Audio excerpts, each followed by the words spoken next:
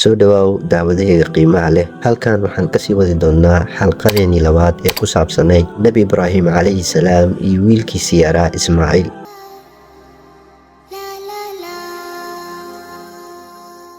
طعم الدنيا اتغير. Nebi Ismaaciil calayhi salaam markuu uu barbaaray hooyadii Haajarana ay dhimatay oo uu noqday nin caqli badan. Qabiilkii Carbeed ee Jurham waxay u guuriyeen gabadh uu dhalay kaaba qabiilkooda Badaad ibnu Camaar. Waxa uu Alle subxaana wa tacaalana ka siiyey 12 wiil oo wada hanqaaday, kulligoodna ay ka farcameen qabiilooyin tarmay.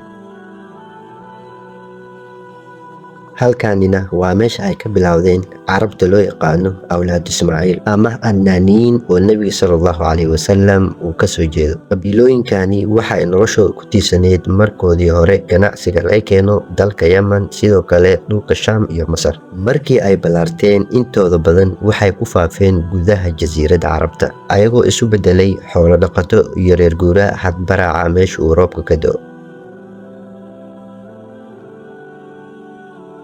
Waxay kaloo dhiseen dowlado yaryar iyo maamulo, hase yeeshee waqti yar gudahooda ay ku baaba'een. Gudaha Maka waxaa kaga haray faraca Qiidaar ibn Ismaaciil oo keliya. Isaga ilmihiisu waxa ay salka dhigteen Maka oo ay isaga farcamayeen ilaa uu ka dhashay Cadnaan. Cadnaan oo ah awowga 21aad ee silsiladda abtirsiga Nebigeena suubanaha ah sallallahu calayhi wasallam. Waxaa jira xadiis daciif ah oo Nebiga sallallahu calayhi wasallam markuu abtirsado oo uu gaaro Cadnaan uu ka istaagi jiray.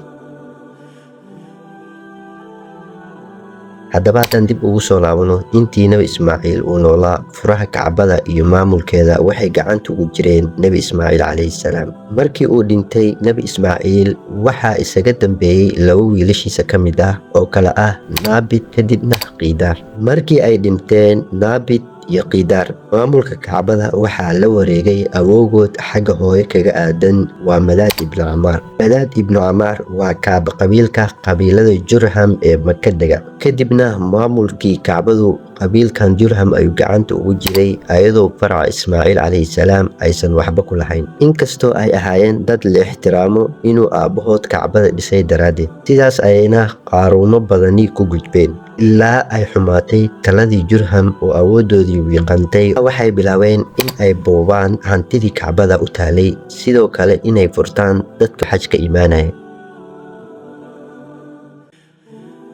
Arrintan oo ahayd mid aad u careysiinaysay Adnaaniyiinta oo ahaa faraca Nebi Ismaaciil calayhi salaam. Intaa kadib qabiilka Khusaaca oo ah qabiilo degta Maka ayaa ka faa'iidaystay xaaladdan. Ayagoo taageero ka haystay Adnaaniyiinta ayay dagaal ku qaadeen Jurham, sidaasna si fudud ay ugu qaxiyeen Maka. Intaa kadibna waxay la wareegeen maamulka iyo awoodda Kacbada intaba 20 qarni ka hor taariikhda dhalashadii Nebi Ciise calayhi salaam. Tani waxay ka dhigaysaa muddada ay qabiilada Jurham maamulayeen Kacbada ugu yaraan 21 qarni.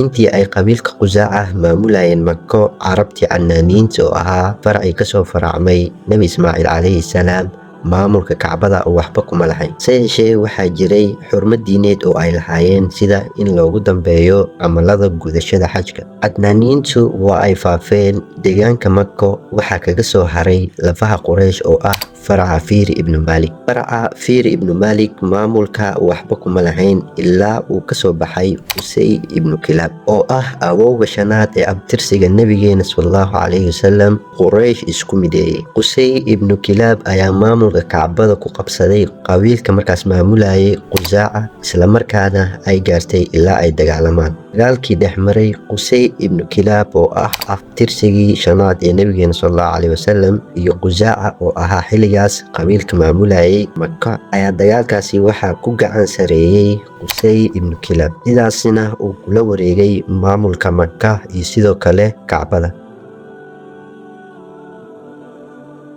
Qusay ibnu Kilaab marka uu qabsaday Maka waxa uu dhisay guri loo yaqaano Daara Nadwa oo ah baarlamaan yar oo Quraysh laga maamulo. Guriga oo uu ku xalin jiray khilaafaadka soo kala dhexgala qabiilada Quraysh. Dhammaan mas'uuliyaadka Kacbada iyo howlaha Quraysheed gacantiisa ayay ku jireen ilaa uu Maka ka dhigay sidii xukuumad yar oo kale. Marka uu dhintay waxay Maka gacanta ugu sii jirtay Quraysh ilaa Nabiga sallallahu alayhi wasallam laga soo saaray. Tan ayaan kusoo koobaynaa xalqadeeni labaad ee ku saabsaneyd dhisitaanka Kacbada iyo heerarkii ay soo martay. Haddii xalqadii labaad dhammaadkeeda aad soo gaartay, haddaba waxaad tahay qof nasiib badan ka fahmay taariikhda dhisitaanka Kacbada iyo heerarkii kala duwanaa ay soo martay. Muuqaalkan si meel dheer uu u gaaro dad kale oo badanna ay ugu faa'iidaystaan, like noo saar, sidoo kale qaybta hoose commentigana fikirkaaga kusoo dhiibo. Waa anigoo ah Cabdirasaaq Cariif, waxaana idin leeyahay ammaano Allah. Assalaamu calaykum